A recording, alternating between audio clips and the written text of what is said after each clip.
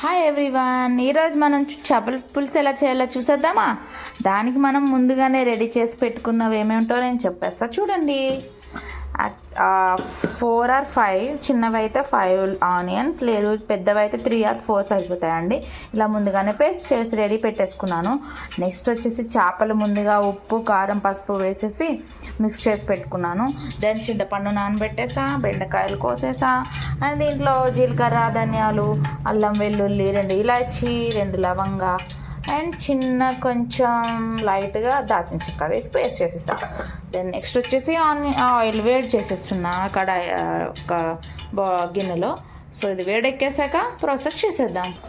So oil వేడైపోయాక నేను onion paste వేసేసాను. ఇది బాగా ఉడికిపోతుంది. ఎవరికండి చేపల పులుసు నచ్చింది? చాలా వరకు 95% చేపల పులుసు అంటే చాలామందికి ఇష్టం కదా, నాకైతే చాలా ఇష్టం. సో ఇది చాలా వరకు మగ్గింది కదా, బ్రౌనిష్ కలర్ వచ్చింది కదా.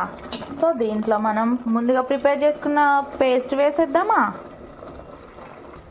ఇందులో పేస్ట్ కూడా వేసేసి మిక్స్ చేసేస్తున్నా. చూడండి, ఇది బాగా బ్రౌన్ కలర్లో వేగిపోయింది కదా. అల్లం పేస్ట్ అండ్ మసాలా పేస్ట్ 2 ఎప్పుడైనా ఒకటి గుర్తుపెట్టుకోవాలి, మనం కర్రీ టేస్టీ ఉండాలంటే ఈ పేస్ట్ అనేది చాలా డార్క్ కలర్ వచ్చేదాకా వేయించాలి. ఈ పాయింట్ మర్చిపోవద్దు. నెక్స్ట్ ఇందులో మనం ఫిష్ రెడీగా పెట్టుకున్నాం కదా, ఈ ముక్కలన్నీ వేసేద్దాం. ఈ వాటర్ కూడా వేసేద్దాం.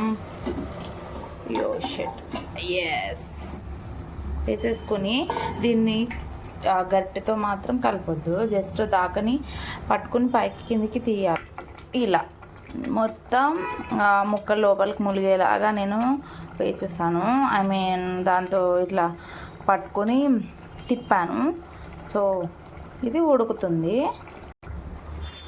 సో నెక్స్ట్ మనం ముక్కల్ని నేను అల్లం పేస్ట్లో కూడా బాగా ఉడికించాను. ఎందుకు ఇలా ఉడికించానంటే అల్లం పేస్ట్ అనేది ముక్కలకి బాగా పట్టి టేస్ట్ వస్తుంది అనేసి. దెన్ ఆల్మోస్ట్ ఇవి ఉడికాయి. సో ఇప్పుడు మనం ముందుగానే ప్రిపేర్ చేసుకున్న చింతపండు రసం ఇందులో వేసేద్దాం.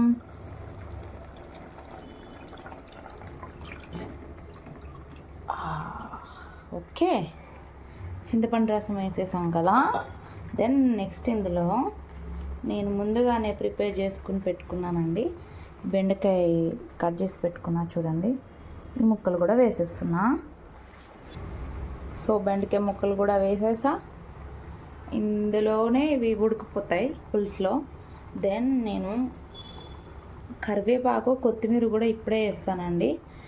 ఇది ఎందుకంటే ఇందులో ఉడికి టేస్ట్ వస్తుంది అనేసి. సో ఇది కూడా వేసేసాను. దెన్ ఇది ఫైనల్గా ఫైనల్లీ సాల్ట్ యాడ్ చేద్దాం. ఒక 2 స్పూన్స్. నేను ఆల్రెడీ ముక్కల్లో ఒక 1 స్పూన్ కలిపెట్టుకున్నా కాబట్టి నేను 2 స్పూన్స్ వేసుకున్నా.